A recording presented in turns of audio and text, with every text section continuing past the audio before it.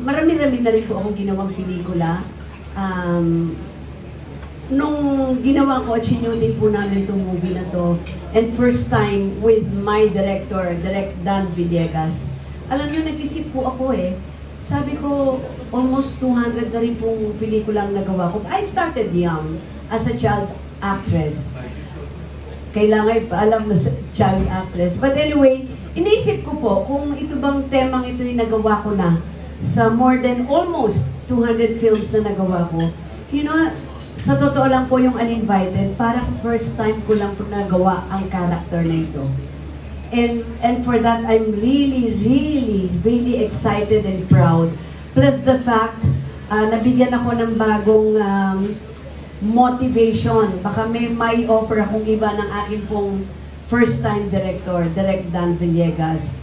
And then, isa hong malaking bagay sa akin ay makasama po ang magagaling na artista. Hindi ho lahat ng artista na bibigyan ng pagkakataon to be doing a movie with mga ace actors, if I may. Not because Aga nagpuri kanina, but with Mr. Aga Mulak, alam natin kung gaano siya kagaling na artista.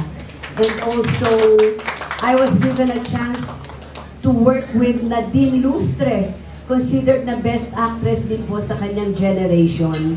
And again, working with isa pa rin pong masasabi nating icon na, Mr. Tirso Cruz III.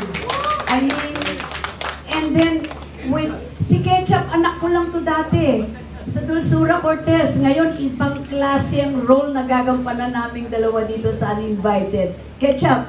And then, of course, dito si Ron. Masabi natin, a new breed of actor. Pero you will see a different acting from Ron also, Ron Angeles. And of course, you know that Elijah is such a good actor sa generation din na ngayon. You know, iba siya mahirap po ipaliwanag. Sa dami na nagawa ko na rin pong pelikula. That's why when they offered this film sa akin, hindi na po ako nag-atubili. Plus the fact that to work again, yun lang ang ano ko is to work with a good friend of mine, is Vilma Santos. So, yun lang sa akin. That alone is an experience not to miss. Really. So we made sure for the 50th Metro Manila Film Festival, ang pelikula po namin, panunuorin niyo po na hindi maganda dahil sa promotion, kundi maganda po talaga. Paglabas yun na sinihan, kayo na po magsasabi, napakagandang pelikula na pinaghirapan po namin lahat yun. Ayaw po pumayag ni Direk Dan Villegas at ng producer ng Mentor na babaan ito ng R13 or PG, pero gusto nila katayin. Gusto nila iputol-putol, bawasan yung mga eksena, pero ayaw po ng aming direktor. Ang sabi ni Direk, not even one scene napapayag akong may matanggal dyan, kahit bigyan nyo kami ng R16. Kasi gusto namin yung ibabayad nila sa sine, na sabi nila yung mahal na, dapat yung panonood nila maging worth it.